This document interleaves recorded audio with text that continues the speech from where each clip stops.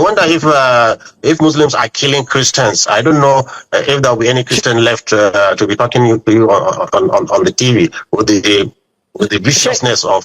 One of the key reasons why we are getting it wrong is the best thing now is for Nigeria to warn the president of America and tell him to retract his threat, because it's a direct threat, even ordering the Pentagon to be ready to attack Nigeria for what?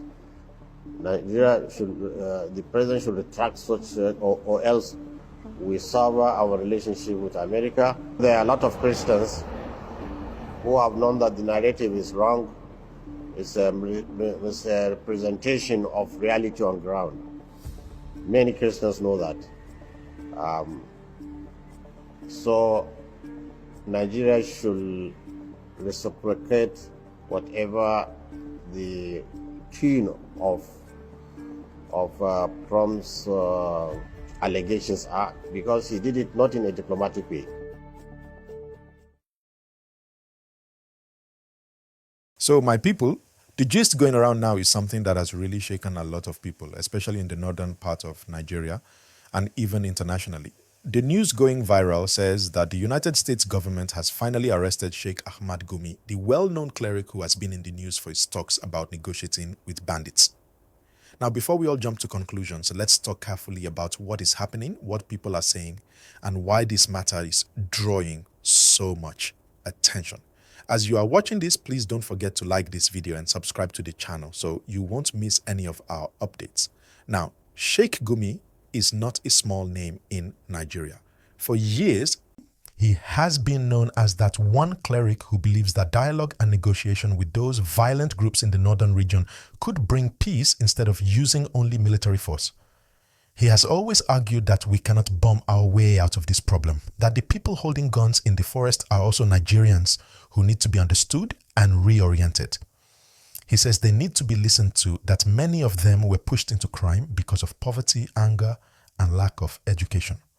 Recently, he made another big statement that caught international attention. He said that if the US or any foreign power tries to bomb the bandits in Nigeria, it will only make the killings worse. He said what happened in Afghanistan, Iraq, and Libya should be lessons to the world, that military strikes don't always bring peace. They sometimes bring more chaos. He warned that if America steps into Nigeria's bandit crisis with force, innocent people will suffer the most, and we may end up with bigger problems. That statement alone made headlines. And now this breaking news claiming that the US government has arrested him has set the internet on fire. Some people are saying it's real, some are saying it's fake news. But one thing is clear. The reactions from northern leaders and ordinary Nigerians show how sensitive this topic is. So as we go on, please click the like button if you're still watching, and make sure you subscribe, because this story is developing fast and you'll want to stay updated. Now, let's think about it. If this news is true and Sheikh Gumi has really been arrested, that means there is a new level of international attention on Nigeria's internal crisis. It would mean that the United States has decided to take a very direct step into our security matters, and that could create a lot of political tension. But if it's not true, then it's another example of how social media can easily twist stories to cause panic or confusion. People in the north, especially those close to Gumi, are saying he has done nothing wrong. They see him as someone trying to bring peace. They say instead of arresting him, he should be appreciated for risking his life to talk to these dangerous groups when even security agents fear to enter those forests.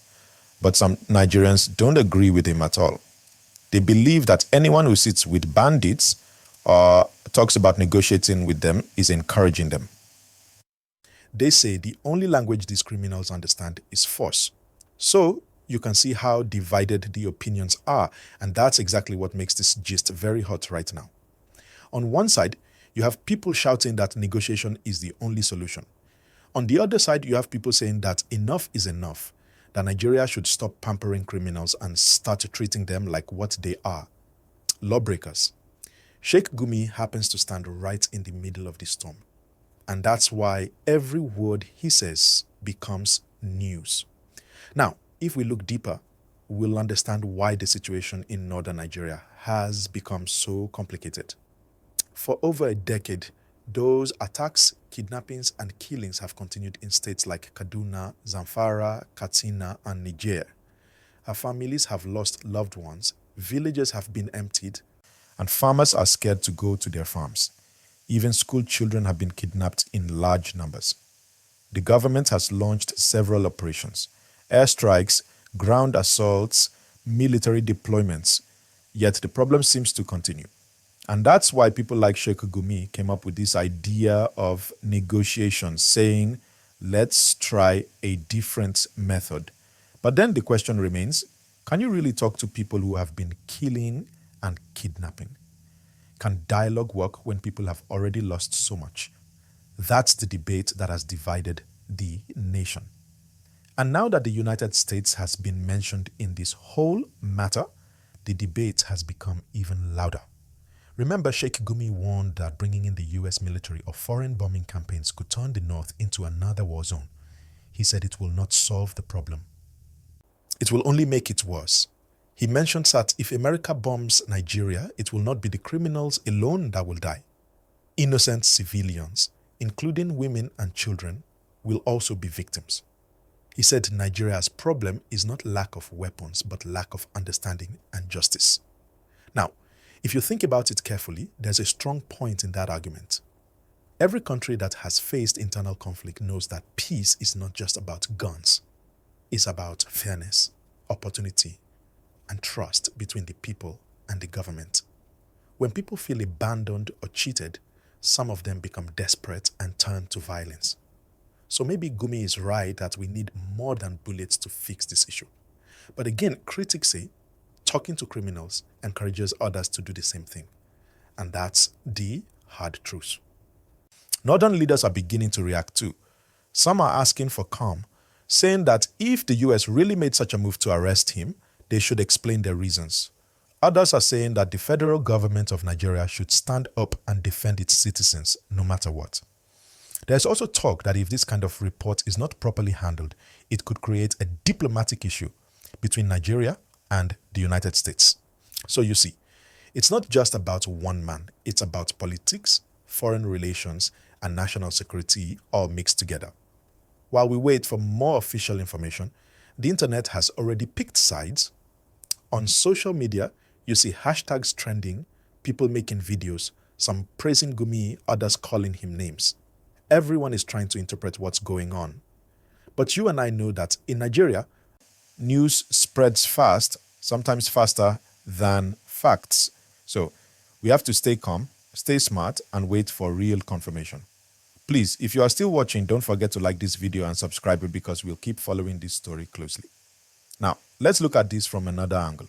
Imagine if the US really wanted to get involved in Nigeria's security problem. What would that mean? It could mean more pressure on our government to allow foreign forces to help fight terrorism. But that could also raise questions about our sovereignty, our right to control our own affairs. Some Nigerians might welcome it, saying we need help, while others will say, no, we can handle our own problems. So whichever side you are on, it's a serious conversation. Many analysts have already said that Nigeria needs to find a balanced solution. You can't only use the army and you can't only negotiate. You need a mix. Security, dialogue, education, job creation, and justice. Because when young people have no jobs, no hope, and no voice, it's easy for anyone to recruit them into crime. So this crisis is not just about guns, it's about the system, about inequality, and about how leaders respond to the cries of ordinary citizens. If Sheikh Gumi is free, then he needs to come out and clear the air. If he's really been arrested, then the authorities must explain why. Either way, the people deserve clarity because right now the atmosphere is full of tension and speculation. My people, we need to talk about something else connected to this. The way misinformation spreads in Nigeria. Every time there's breaking news, everyone wants to be the first to post it. But nobody checks if it's true, and before you know it, the wrong story goes viral and becomes what people believe. That's dangerous. We must learn to verify before sharing. So, if you are watching right now, I beg you, always confirm your news source. And please like this video and subscribe, because here we always try to give you balanced and verified information.